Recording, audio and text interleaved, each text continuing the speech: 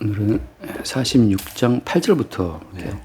8절. 애굽으로 내려간 이스라엘 가족의 이름은 이러하니라. 야곱과 그의 아들들 곧 야곱의 맏아들 르우벤과 루벤의 아들 한옥과 바늘과 헤스론과 갈며 시몬의 아들은 여무엘과 야민과 오핫과 야긴과 스할과 가나안 여인의 아들 사울이요. 레이의 아들은 게르솜과 그핫과 무라리요. 유다의 아들 곧 엘과 오난과 셀라와 베레스와 세란이. 엘과 오난은 가나안 땅에서 죽었고 베레스의 아들은 헤스론과 하물이요. 이사갈의 아들은 돌라와 부아와 욥과 시므론이요. 스불론의 아들은 세렉과 엘론과 얄리엘이니. 이들은 레아가 바다나람에서 야곱에게 난 자손들이라. 그 딸 디나를 합하여 남자와 여자가 33명이며 가세 아들은 시변과 학기와 순이와 에스본과 에리와 아로디와 아렐리요. 아슬의 아들은 임나와 이스아와 이스이와 부리아와 그들의 누이 세라며 또 부리아의 아들은 헤벨과 말게리니. 이렇게 쭉 내려가서 다 지금 이제 12아들 명단들이고, 그래서 25절에 보면 이들은 라반이 그의 딸 라헬에게 준 비라가 야곱에게 낳은 자손들이니 모두 7명이라. 26절. 야곱과 함께 애굽에 들어간 자는 야곱의 며느리들 외에 66명이니 이는 다 야곱의 몸에서 태어난 자이며 애굽에서 요셉이 낳은 아들은 2명이니 야곱의 집 사람으로 애굽에 이른 자가 모두 70명이었더라. 거기 볼게요. 야곱 가족이 이제 요셉의 부름을 받아서 애굽으로 이주하게 되고, 그 애굽으로 이주하게 된 70명의 명단이 쭉 나와 있어요. 그래서 이제 이 이스라엘의 가족이죠. 야곱의 가족들. 그러니까 이스라엘 가족이 몽땅 다 가나안 땅에서 애굽으로 이주하게 된 한 덩어리의 이주예요. 그러니까 야곱의 자손, 이스라엘의 가족이라고 해서 이제 이스라엘의 어떤 이제 모판 같은 거죠. 모판에다가 그 작은 벽실을 뿌려가지고 이제 그 씨가 올라오면 논에 뿌리는 것처럼 지금 요 이스라엘 70명 가족은 모판에 심겨진 어떤 이스라엘의 씨앗 같은 존재들이죠. 그러니까 이제 이 사람들이 애굽으로 넘어가는데, 여기 이 사람들이 그 이주하게 되는 그 이주의 원리가 이게 이제 언약 백성의 어떤 삶의 여정을 보여준다고 하는 거죠. 그러니까 언약 백성이라고 할 때는 이 세상에 있지 않고, 그러니까 이 세상에 번뇌물 입었다가 다시 이 땅을 거쳐가지고 영원한 생명에 들어가는 자들을 말해요. 그러니까 언약 백성의 사실 이제 뿌리라고 하는 것은 영원한 생명의 세계에 있는 거죠. 거기 있다가 이 땅을 거쳐서 돌아가는 그런 여정인데, 그래서 이제 이스라엘 전체 집단 이주는 사실 그 원래 뿌리적인 모형은 이제 아브라함의 이주예요. 아브라함 맞다시피 우리가 아브라함을 처음 하나님 어떻게 불렀죠? 처음 하나님이 아브라함을 부르실 때 너는 너의 본토와 친척과 그다음에 아비집을 떠나라 하잖아요. 그래서 본토와 친척과 아비집을 떠나서라고 하는데, 그 본토와 친척과 아비집이라고 할 때 그건 뭘 말하는 거냐면은 아브라함을 싸고 있는 이 세상의 어떤 가치관들이거든요. 그러니까 이 아브라함의 언약적인 자아를 감싸고 있는 이 세상의 가치관들을 이제 벗겨내는 과정이죠.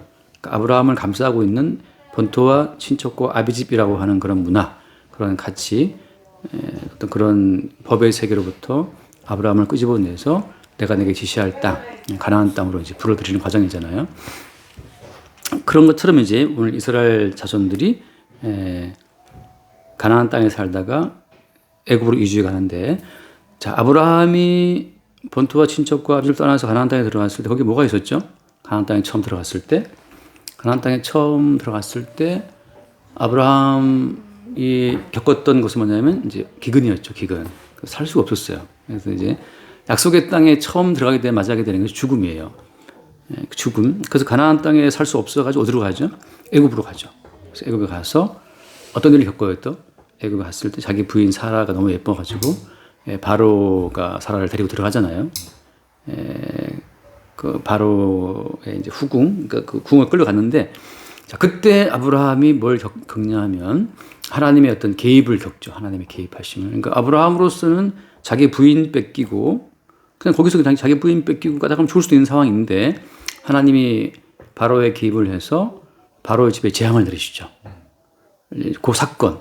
자, 그 사건은 뭘 보여주는 거냐면 그게 제일 중요한 사건인데 분명히 자기 마누라를 누이라고 속인 사람은 누구였어요? 아브라함이었기 때문에 윤리적인 관점에서 범죄한 사람은 아브라함이거든요. 그리고 바로 입장에서는 정당한 그 뭐라 하죠, 그 여자를 데리고 올 때 내는 그 돈을 다 지불하고 아브라함을 선대해주고 데리고 왔단 말이죠. 그 사라를. 그러니까 바로 입장에서 바로의 양심과 바로의 윤리로 봤을 때는 잘못이 없어요. 근데 오히려 누구한테 하나님이 재앙을 내리시어요? 그러니까 바로의 집에 재앙을 내리시거든요.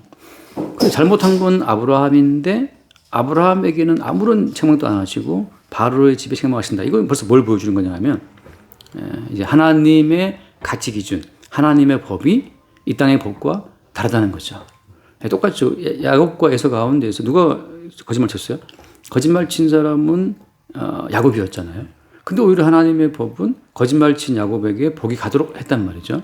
그러니까 뭘 보여준 거냐면 우리가 알고 있는 이 땅의 선악적 가치 기준하고 하나님의 기준하고 이게 다르다는 사실을 보여주는 거죠. 그런데 그 사실을 보여주기 위해서 하나님께서는 약속의 땅이라는 가나안 땅에 들어갔을 때 거기는 살 수가 없네. 그러니까 약속이라고 하는 것이 처음 이루어지는 어떤 양상은 우리의 죽음이라고 하는 거. 그러니까 뭐 눈이 반복되는 이야기지만 하나님의 언약의 사람이냐 아니냐를 분별할 수 있는 하나의 기준이 뭐냐 하면 하나님이 허락하신 죽음이 너에게 있었냐가 이게 중요한 거거든요. 그러니까 본토와 친족 아비 집을 떠나서 내가 내게 지시할 땅으로 가라 했을 때는 뭐가 있을 줄 알았거든요. 갔는데 갔을 때 오히려 기다리고 있는 것은 기근이었고 이게 죽음이란 말이죠. 그래서 살 수가 없네. 처음 죽음을 경험하고 나서 죽음을 겪고 나서 살기 위해 갔던 애굽 땅에서 또 뭘 겪냐하면 다른 법. 하나님께서 요구하시는 그 법의 기준이 세상에서 말하는 법의 기준하고 다르다는 사실을 먼저 겪는 거죠. 그러니까 언약 백성은 그렇기 때문에 제가 이제 가끔 말하지만 로마서에 나온 말씀이 있잖아요. 결코 그리스도 예수 안에 있는 자에게는 정죄함이 없다. 로마서 8장에서 로마서 8장 이제 1절에 그러므로 이제 그리스도 예수 안에 있는 자에게는 결코 정죄함이 없다. 이게 참 아브라함이 자기 와이프를 누이라고 속였지만 정죄함이 없어요. 하나님 정죄하지 않거든요. 왜냐하면 언약 안에 있기 때문에. 그러니까 이제 구약적 그림으로는 이제 언약 안에 있는 거고 언약의 실체인 예수님이기 때문에 신약 시대에는 이제 어디 안에 있다고 표현을 써요? 그리스도 예수 안에 있는 자에게는 결코 정죄함이 없다는 표현을 쓰는 거죠. 그러니까 거짓말을 했지만 정죄함이 없어요. 오히려 정직하게 행했던 바로를 주님이 재앙을 내리시고 책망한단 말이죠. 그래서 2절 말씀에 이는 그리스도 예수 안에 있는 생명의 성령의 법이 죄와 사망의 법에서 너를 해방하였습니다. 네, 그러니까 생명의 성령의 법이라고 하는 새로운 차원의 법의 세계로 언약의 백성이 인도받는 거죠. 그러니까 죄와 사망의 법이라고 하는 것은 너 범죄했지? 그럼 너 죽어야 돼. 이게 죄와 사망의 법인데 윤리나 양심이나 율법이나 무엇으로도 모든 인간들은 항상 죄와 사망의 법에 걸려 있어요. 그러니까 뭐 칸트라는 철학자가 양심을 말하잖아요. 양심을 말해 자기 양심으로 자기를 책망하지 않는 사람은 없어요. 물론 이제 공자가 뭐 60 먹었을 때 뭐 그런 말을 하지만 그럼 60 먹기 전까지 60까지는 타고 뭐 인생의 양심에 온전한 삶을 살아왔다는 자기 고백에 불과한 건데 그러니까 하나님께서 언약 백성을 불러올 때에는 다른 법의 세계로 부른 거예요. 생명의 성령의 법의 세계로 부른 거죠. 이 생명의 성령의 법 속에서는 누가 모든 의를 이루어내요? 예수님께서. 그러니까 우리의 개별적인 행위를 갖고 너 의롭냐? 네가 의를 생산해야 돼. 인간이 생산하는 의를 요구하신 것이 아니고 하나님은 애초에 우리한테 기대를 접고 그리스도 예수께서 십자가에서 이루신 그 희생으로 그 생산되는 그 의를 가지고 적용을 시키시기 때문에 언약 백성의 경우에는 개별적인 자기의 행함으로 정죄받는 것이 아니라 그리스도 예수께서 이루신 성취의 의로 말미암아 그 적용을 받아서 생명을 누린다고 하는 거죠. 그러니까 벌써 그것이 아브라함의 인생 가운데 드러나기 시작한 거예요. 그래서 아브라함의 언약 백성의 어떤 여정이라고 하는 것은 죽음을 확인받는 것이고 그 다음에 죽음 속에서 주어진 새로운 법 자체는 거기에 개별적인 행위가 아니라 하나님이 준비해 놓으신 의의 기준을 갖고 너는 의롭다 하고 정죄함이 없는 세계로 인도했다고 하는 거죠. 똑같이 이제 그러한 그 언약 백성의 원조라고 할 수 있는 아브라함이 걸었던 그 길로 이제 이스라엘도 인도받는 거예요. 그래서 지금 이스라엘 백성들이 애굽으로 이주라고 하는 것은 어디에 근거하고 있는 겁니까? 우리가 봤다시피 한번 창세기 12장에 봤던 것처럼 15장에 창세기 15장에 봤던 것처럼 짧게 보면 창세기 15장 13절일까요? 네. 13절. 여호와께서 아브라함에게 이르시되 너는 반드시 알라 내 자손이 이방에서 객이 되어 그들을 섬기겠고 그들은 400년 동안 내 자손을 괴롭히리라.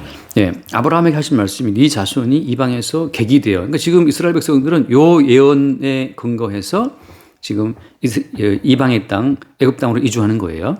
거기서 이제 몇 년간 400년 동안 거기서 괴롭힘 당한다고 하는 거죠. 그러니까 지금 이스라엘 똑같아요. 아브라함이 약속의 땅에 들어가서 죽음을 경험했던 것처럼 똑같이 이스라엘 백성들도 이제 이방의 땅에 들어가서 400년 동안 죽음을 경험해요. 그들로서 나올 수 없는 어떤 걸 경험한다고 하는 거죠. 그래서 그 죽음 속에서 어린 양의 피로 말미암아 정죄받지 않고 나오는 또 새로운 세계를 경험한단 말이죠. 그러니까 지금 이스라엘 백성들의 애굽의 이주는 같은 패턴으로 간다는 거죠. 언약 백성들은 다 똑같이 언약 안에서 먼저 뭘 확인받고 죽음을 확인받고 그 다음에 그 죽음을 거쳐 나오면서 인간의 법이 아닌 새로운 차원, 이제 생명의 성령의 법이라고 하는 새로운 법의 통치를 받는 백성으로서의 삶을 시작한다고 하는 거죠. 그런 여정으로 가는 과정이라고 하는 거예요. 자, 그래서 지금 12명의 아들들 명단이 쭉 나오고 70명이 나오는데 여기에서 지금 이 70명 가족을 애굽으로 오라고 부른 자는 누구였어요? 요셉이었죠. 자, 그럼 똑같이 요셉이 그럼 왜 불렀는가라고 하면 아까 제가 잠깐 아브라함 인생 말했던 것처럼 요셉은 자기 인생의 여정으로 지금 이 이스라엘 백성들을 부르고 있는 거예요. 자, 아브라함의 여정이나 요셉의 여정 똑같이 다 동일하게 죽음의 여정인데 이 죽음과 그다음에 죽음 속에서의 새로운 법의 적용이라는 것 자체를 예수 신약으로 말하자면 그게 이제 십자가의 사건이라고 하는 거예요. 십자가의 사건. 우리가 뭐 십자가로 가까이 나를 이끄시고 그런 찬송이 있는데 십자가가 어디 있냐 하면 지금 뭐 예배당 큰 예배당 가면 십자가가 있는데 그 십자가로 가면 되냐? 그게 아니라는 거죠. 어떤 보이는 형상으로 십자가를 말하는 것이 아니고 십자가라고 하는 나의 죽음, 그다음에 죽음 이후에 새롭게 적용되는 새로운 법의 어떤 통치, 그 두 개를 보여주는 어떤 사건 속으로 인도받는다고 하는 거죠. 그래서 이제 십자가의 사건이라고 표현하는 거예요. 십자가의 사건이 있는 곳으로 이동이에요. 다시 말해서 지금 이제 신약 시대의 성령은 마치 요셉이 이스라엘 집안을 다 애굽으로 불러들이듯이 지금은 성령께서 언약 백성들을 십자가의 사건으로 인도해 드린다고 하는 거죠. 십자가의 사건이라고 하는 것은 뭐냐면 아브라함처럼 첫 번째 자기의 죽음을 확인받는 거. 나는 이게 살아있는 게 아니고 사실 죽어 있는 것이었다는 사실을 확인받는 거. 그다음에 그 죽음 속에서 살아나온 사람만 이제 죄와 사망의 법이 이미 폐해진 것이고 생명의 성령의 법 속에 살고 있다는 사실을 알게 돼요. 근데 지금 그러니까 이렇게 보면 되는 거죠. 지금도 내가 하나님 말씀을 지켜서 하나님을 기쁘시게 할 수 있다라고 생각하는 사람은 아직 어떤 법에 매여 있는 사람이에요? 그렇죠. 선악적 지식에 근거한 죄와 사망의 법에 매인 사람이죠. 그러니까 내가 말씀 한 것을 지키면 기뻐하시고 지키지 못하면 하나님 나 심판하시겠다. 내가 오늘 이렇게 일이 안 풀리는 이유는 말씀을 내가 지키지 않았기 때문이야 하고 자기의 개인적인 행위에 가치와 의미를 두는 사람들은 다 죄와 사망의 법에 매인 사람들이에요. 왜냐하면 생명의 성령의 법 속에 들어온 사람들은 자기의 개인적인 어떤 행위의 가치를 다 놔버린 사람들이거든요. 왜냐하면 어차피 거기는 하나님이 준비해 놓으신 그리스도 예수 안에 있는 어떤 정죄함이 없는 세상 가운데로 들어갔기 때문에. 그러니까 지금 요셉이 부른다 그 말은 요셉이 걸어갔던 그 여정. 요셉은 어떻게 갔어요? 애굽으로? 요셉은 형들이 팔아먹어서 죽여서 정말 죽음 가운데 간 거죠. 그래서 좀 팔려갔다가 감옥에 들어갔다가. 그러니까 똑같이 요셉도 자기의 죽음을 확인받았거든요. 이제 나는 살 수가 없구나. 이제 아버지로부터 떨어져 나왔지. 형들에게 배반당했지. 아버지는 내가 죽은 줄 알지 팔려가서 고향 돌아올 수도 없고 그 죽음 속에 있었기 때문에 요셉은 나중에 그 총리가 된 다음에도 아버지한테 편지를 보내지 않아요. 왜냐하면 이제 이 요셉은 이미 혈육적인 가족으로부터 죽었다는 사실을 알기 때문에. 그러니까 이제 나를 이러한 죽음의 세계로 넣으신 하나님이 뜻이 있어서 또다시 영적인 가족을 만나게 하시면 모를까. 육적인 가족으로의 만남이 의미 없음을 알기 때문에 굳이 요셉이 총리 즉위식 다음날 바로 그냥 편지 보내서 나 성공했다고 출세했다고 이렇게 설레발 치지 않은 거예요. 왜? 자기를 총리가 되게 하신 분이 주님이신 걸 알고 있기 때문이죠. 그러니까 지금 똑같이 지금 이 요셉은 그러니까 쭉 봤다시피 이미 형들을 어떻게 했어요? 형들을 누명을 씌워서 죄에 가두어서 그 형들 자체를 어떤 종으로 종살이 시키다가 죽어도 마땅하다는 사실로 그들을 압박한 다음에 드디어 이제 정체를 밝히잖아요. 그런 것처럼 이 이스라엘 모든 이 70명의 사람들은 이제 요셉이 걸어갔던 그 죽음의 여정을 따라가야 되는 그 어떤 단계에 와 있는 거죠. 그러니까 아브라함도 약속의 말씀을 따라왔더니 거기 죽음이 있었고 죽음 이후에 새로운 법의 적용을 받는 삶으로 살아갔던 것처럼 똑같이 요셉도 죽음의 여정으로 들어갔다가 죽음 이후에 이제 애굽 전국의 총리가 되고 주권자가 되어서 요셉의 말이 곧 법이잖아요. 그래서 각자 개인적인 행위로서는 살 수 없는 7년 기간에 들어갔단 말이죠. 그러니까 이제 요셉의 시대에서는 아무도 개인적인 노력으로는 살 수 없어요. 그러니까 성도라고 하는 것은 먹고 살기 위한 개인적인 노력으로 사는 삶이 끝난 거예요. 7년 기간이 몰려오게 되면 암만 살고자 해도 개인적인 노력으로 살 수가 없어요. 이제는 요셉의 지혜는 사실 뿌리가 주님이기 때문에 주님의 지혜로만 살게 되는 새로운 차원의 영역으로 요셉이 통치한 애굽 들어갔던 것처럼 지금 요셉은 그런 과정으로 이스라엘을 인도하는 거죠. 너희들의 개별적인 행위로 살아가는 인생은 끝났다. 이제는 하나님의 지혜를 받아 내가 건설한 애굽이라고 하는 새로운 시스템. 이제는 한 사람의 지혜에 의해서만 사는 세상이에요. 이게 이제 아까 말한 것처럼 죄와 사망의 법은 개별적인 행위를 갖고 존재 가치를 입증해야 살 수 있는 세계였다면 지금 애굽은 요셉 한 사람의 지혜로 말미암아 사는 세계로 통일돼 버렸어요. 이건 뒤에 한번 잠깐 미리 보자면 한참 뒤에 창세기 끝부분에 할 얘기지만 에베소서 1장을 보면 에베소서 1장 그 10절에 보면 에베소서 1장 10절에 하늘에 있는 것이나 땅에 있는 것이 다 그리스도 안에서 통일되게 하려 하시니라. 아멘. 여기 보면 이제 그리스도 안에서의 통일을 말하거든요. 이게 말하자면 지금 희미한 모형이지만 요셉 안에서의 통일이에요. 이제는 요셉의 지혜로 말미암아 애굽은 통치되고 요셉의 통치에 의해서만 애굽은 전수 가능한 세계가 되어버렸어요. 그러니까 요셉 안에서의 통일인 것처럼 하나님의 의도는 뭐냐면 한 사람 그리스도 예수 안에서의 통일을 이루기 위해서 하나님이 모든 만물을 운영하시는 거예요. 7년 풍년이든 7년 기회든 간에 무조건 그리스도로만 사는 세상, 그게 주님이 계획하신 세상이에요. 이 그리스도 안에서의 통일, 여기서 나온 게 이제 그 유명한 저거예요. 통일교라고 들어있죠. 그 문선명이 여기서 나온 건데 문선명은 지금 자기 자신으로 통일을 시켰단 말이지. 사실은 요셉도 지금 하나의 모형인데 문선명이가 지금 스스로가 주체 역할을 하게 한 거예요. 그러니까 이단인 거죠. 주체는 그리스도인데 문선명은 자기가 자기 안에서 통일을 이루었으니까 지금 뭐 그 아들들이 지금 대판 싸우고 있더라고. 그 문선명 와이프하고 아들들이 재산 때문에 지금 미국에서 막 경쟁 싸우고 있고 이게 그 종교로서의 형태를 누가 먹느냐. 그다음에 통일교에서 만들어내는 그 무수히 많은 그 캐시카우라 그러나 그 돈벌이 나올 게 많더라고요. 이제 그것 때문에 또 싸우고 있더라고. 그 지금 요셉 안에서 통일된 세계로 요셉이 이스라엘을 불러들임으로 말미암아 언약 백성이라고 하는 것은 개별적인 존재 가치나 행위의 가치로 살아가는 건 자들이 아니라 하나님의 지혜로 말미암아 주어진 그 한 분의 희생으로 이루어진 세계에 산다는 사실을 요셉이 증거하기 위해서 이스라엘을 그 땅으로 불러들이는 거예요. 그러니까 이게 어떻게 보면 이 이스라엘의 존재 방식은 언약 백성이죠. 언약 백성 존재 방식은 언약 백성에 속하지 않은 자들하고 달라요.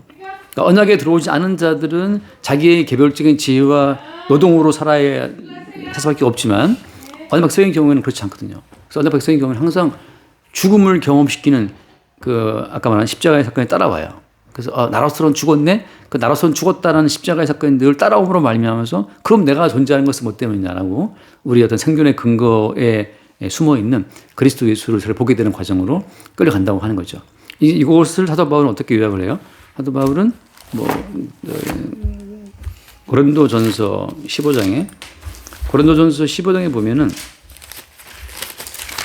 15장 31절에 보면 31절 형제들아 내가 그리스도 예수 우리 주 안에서 가진 바 너희에 대한 나의 자랑을 두고 단언하노니 나는 날마다 죽노라. 예, 자랑할 게 뭐가 있다고 난 매일 죽는다 이걸 자랑한다는 거예요. 날마다 죽노라. 매일매일 죽는다는 이 자기 죽음을 하겠만 하는 이것 자체가 이것이 지금 언약 백성이라고 하는 하나의 증거가 돼요. 그러니까 앞에 안 봤지만 앞에 보면 나오지만 사도 바울이 굉장히 많이 고성을 하거든요.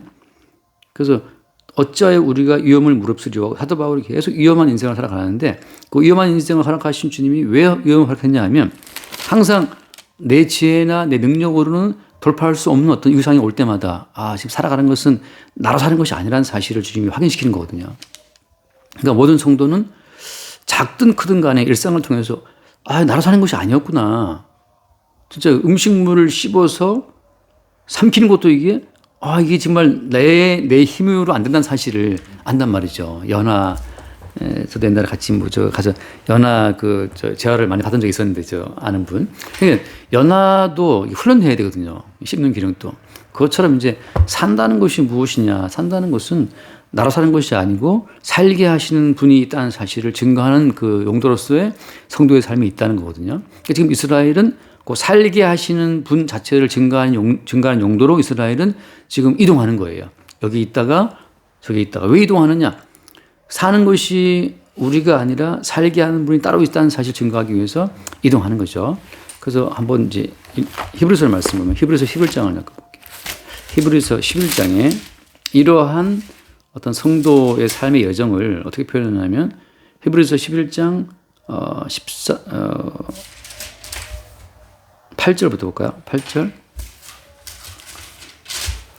믿음으로 아브라함은 부르심을 받았을 때 순종하여 장래의 유업으로 받을 땅에 나아갈새 갈 바를 알지 못하고 나아갔으며 믿음으로 그가 이방의 땅에 있는 것 같이 약속의 땅에 거류하여 동일한 약속을 유업으로 함께 받은 이삭 및 야곱과 더불어 장막에 거하였으니. 지금 아브라함은 갈 바를 모르고 움직였다고 하는 거죠. 왔다 갔다 막 헤맨 거예요.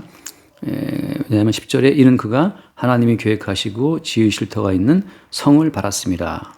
그러면서 13절 이 사람들은 다 믿음을 따라 죽었으며 약속을 받지 못하였으되 그것들을 멀리서 보고 환영하며 또 땅에서는 외국인과 나그네임을 증언하였으니. 그들이 이같이 말하는 것은 자기들이 본향 찾는 자임을 나타냄이라. 그들이 나온 바 본향을 생각하였더라면 돌아갈 기회가 있었으려니와. 그들이 이제는 더 나은 본향을 사모하니 곧 하늘에 있는 것이라. 이러므로 하나님이 그들이 하나님이라 그럼을 받으시니 부끄러워하지 아니하시고 그들을 위하여 한 성을 예비하셨다. 그래서 나그네다, 그 다음에 외국인이다, 이제 그런 표현을 받으면서 이제 이들이 이 땅을 지나갔다는 거거든요. 그러니까 성도는 이 땅이 본향일 수가 없어요. 하나님이 이 땅이 본향이 아니라는 사실을 항상 죽음의 사건으로, 그러니까 십자가의 사건으로 확인을 시켜요. 난 죽었다 사실을 확인을 시키면서 진짜 우리의 본향이 어디에 있다? 하늘에 있다 하는 사실을 확인을 시키는 거거든요. 그러니까 이미 성도는 이 땅에 있지만 사실 하늘에 속한 자로 이 땅을 지나간다고 하는 거예요. 그래서 지금 요셉이 이스라엘을 애굽 땅으로 불러들이는 이 모든 과정이라고 하는 것은 예수님이 걸어갔던 십자가의 여정과 똑같아요. 십자가의 여정. 아까 처음에 드린 말씀, 언약 백성이라는 것은 사실 언약 백성이라고 하는 자체는 이미 창세 전에 그리스도 예수 안에서 택함 받았기 때문에 이미 언약 백성의 뿌리는 어디 있는 거예요? 창세 전에 하늘에 있는 거예요. 근데 이 땅에 버림 받았을 때 이 땅에 성도의 자아라고 해서 형성시켜주는 이 땅의 가치관이 성도의 언약적 자아를 감싸고 있죠. 언약적 계시의 세계에서 확정된 언약적인 자아를 감싸고 있는 이 땅의 가치관으로부터 자기 백성을 끄집어내는 그 작업 자체가 그게 이제 구원 작업이에요. 구원. 그러니까 자기 백성을 저희 죄에서 구원할 자라 할 때 그 자기 백성을 저희 죄에서 구원을 말할 때 그 죄라고 하는 것이 어떻게 되는 거? 죄라고 하는 것이 이 땅의 가치관으로 말미암아서 힘을 얻게 되는 거거든요. 마지막에는 그 죄 자체도 이제 사망과 함께 정자임이 없고 마지막에 다 지옥에 들어가 버려요. 지옥의 심판에. 그래서 이제 이 언약 백성의 내부에서 작동하고 있는 창세전 그리스도 예수 안에서의 그 언약적인 자아가 이제 복음을 듣고 이게 이제 마치 복음을 듣고 어떤 반응을 보이면서 움직여지는 거죠. 그러면서 이제 이 땅에 성성된 가치관으로서는 이 땅에 성성된 우리 자아로서는 매일매일 뭘 경험하냐면 죽음을 경험하는 거죠. 이 죽음이라는 가치는 우리를 싸고 있는 이 땅에서의 자아가 죽는 거거든요. 근데 이 땅의 자아가 죽어야 그 속에서 뭐가 튀어나와요? 창세전 그리스도 안에서 약속된 그 자아가 튀어나와요. 이걸 뭐라고 예수님이 표현했어요? 이걸 표현한 것이 십자가 사건인데 예수님이 보여주신 모형으로서는 하늘의 밀이에요. 하늘의 밀알이. 하늘의 밀알이 땅에 떨어져서 죽으면. 그러니까 죽는다는 말이 어떻게 보면 죽는다는 것이 하늘의 밀알이 땅에 떨어지게 되면 껍질 자체가 이게 싸고 있다가 그 껍질 속에 들어있던 그 생명력이 발화되는 거잖아요. 발화. 그러니까 지금 아브라함을 싸고 있는 이 땅의 모든 가치관, 본토와 친척과 아비집이 어떤 거예요? 그게 하늘의 밀알의 껍질, 그 자아의 껍질인데 이거 아니면 나 죽지 않나 싶은데 막상 이거를 주님이 언약의 세계에 집어넣어서 가나안 땅에 집어넣고 나니까 새로운 자아가 거기서 이제 튀어나온 거죠. 그 새로운 자아가 뭐냐면 창세전 그리스도 예수 안에서 주님이 이미 확정해 놓은 그 새로운 자아. 그리스도 예수님의 살과 피로만 형성된 그 새로운 자아가 이제 발화가 될 때 그게 이제 새로운 어떤 생명을 얻은 성도의 삶이라고 하는 거죠. 그러니까 성도의 삶은 필수적인 코스가 어떤 거예요? 죽음이에요, 죽음. 그러니까 이 죽음의 사건은 매일매일 우리 가운데 날마다 아까 말한 것처럼 날마다 우리가 확인되는 거죠. 그러니까 지금 어떻게 보면 이 구약 성경에서의 이주는 그냥 여기 가나안 땅에 있다가 애굽으로 가면 되잖아요. 그 수레 타고 가면 되지만 지금 신약 시대는 어때요? 신약 시대에서 이주라고 하는 것은 어때요? 오직 십자가의 사건 안에서만 이게 확인되는 거예요. 그러니까 수레 타고 가듯이 지금 어때요? 성령에 의해서 십자가의 사건에 우리가 인도받지 못하면 성도의 어떤 그 증거 자체가 드러날 게 없어요. 그러니까 바울이 말하는 건 난 자랑한다. 뭘 자랑하느냐? 매일 나한테 죽음이 찾아오네. 나로서는 매일매일 죽네. 근데 지금 아직도 살아있어. 어떻게 살아있지? 이건 우리 안에 살게 하시는 새로운 생명의 주체이신 그리스도께서 우리 안에서 씨앗이 발화되면 안에 사는 것처럼 이게 발화되면 사는 거죠. 그러니까 이 사건 자체는 신약 성경에 들어오게 되면 성령에 의해서 일으켜지는 십자가의 사건으로 압축이 되는 거죠. 그러니까 우리 십자가의 사건 속에서 요셉의 인생도 보게 되고 아브라함 인생도 보게 되고 결정적으로 뭐예요? 예수님의 십자가의 여정을 보게 되고 십자가의 여정에 함께 참여가 되는 과정으로 가게 되는 거죠. 그렇게 성도의 삶 자체가 간다는 거예요. 그러니까 이제 끝으로 예수님이 그런 표현을 하거든요. 알고 가라지를. 가라지와 알곡은 어떻게 차이 나가요? 알곡이라는 것은 그 속에 알맹이가 있잖아요. 예, 벗기면 그 속에 알맹이. 근데 가라지는 껍질을 벗겨봐도 그 속에 알맹이가 없어요. 가라지는. 예, 그게 가라지잖아요. 그러니까 성도는 죽음을 통해서 그 속에 그리스도 예수님이 준비해 오신 새로운 영원한 생명이 튀어나오게 되면 그게 이제 알곡이란 말이죠. 근데 이쪽 바깥 세계에서는 자기를 부인한다, 불교처럼 자기를 부인한다, 해탈한다 해도 그 속에 알맹이가 없어요. 그러니까 불교에서 말하는 자기 부인은 죽을 때까지 해도 양파 껍질처럼 까도 그 속에 알맹이가 없어요. 이게 가라지거든요. 근데 바울처럼 모든 성도의 삶 가운데는 자기 속에 사시는 그리스도 예수를 보게 될 때 그게 이제 성도의 인생이고 알곡이라고 하는 거죠. 그래서 바울이 말한 것처럼 내가 그리스도와 함께 못 박혔나니 이제는 내가 사는 것이 아니고 오직 내 안에 사시는 분이 그리스도다, 주님이라는 것처럼 그 주님이 곧 알곡인 거죠. 그래서 지금 이스라엘은 그 여정으로 생명의 주체이고 알고 계신 그리스도 예수를 나타내고 증거한 용도로 지금 요셉이 이스라엘을 애굽 땅으로 불러들이는 거예요. 그런 모든 여정으로 성도의 인생도 간다고 하는 거죠. 여기까지 하시죠. 주님 감사합니다. 아브라함의 일족 70명이 드디어 요셉의 부름을 받고 애굽 땅으로 이주를 하게 됩니다. 이러한 것들은 아브라함이나 요셉이나 또 예수님이 걸으셨었던 이 땅의 죽음을 선언을 받고 주님께서 예비하여 두신 새로운 세상에 합류하게 되는 언약의 코스임을 우리가 알고 있습니다. 우리는 늘상 살면서 이 땅에 소망을 두고 살지만 그것은 한꺼풀 벗겨내면 다 모두 허무한 것이고 오로지 그 안에서 창세전의 언약에 따라서 그리스도 예수께 주님께서 심어놓으신 알 것 같은 알맹이들이 돌출될 수 있도록 하는 주님의 장치임을 알게 되었습니다. 아멘. 늘상 살면서 우리는 이 땅의 모든 것들을 소망하고 살게 되지만 그것은 항상 죽음을 앞에 둔 죽음 앞에서 다 쓸모없는 그런 것임을 늘상 알게 하여 주시고 아멘. 언약에 따라서 항상 그 코스로 주님이 예비하신 그 길로 따라갈 수 있도록 늘 인도하여 주시기를 주님의 이름으로 간곡히 기도드렸사옵나이다. 아멘. 주님 감사합니다. 죽기를 무서워하는 우리의 자아가 이 세상에서 형성된 마귀에 속아서 형성된 거짓된 자아임을 알게 하시고 주님 이 자아를 늘 죽음 속에 넣으시고 주님이 창세전에 준비해 놓으신 그리스도 예수 안에서의 새로운 자아를 우리 가운데 나타내시고 그 새로운 자아로 말미암아 생명의 주체가 되신 그리스도 예수만을 나타내고 또 증거할 수 있도록 축복하여 주옵소서. 우리 주 예수 이름으로 기도드립니다. 아멘. 됐습니다.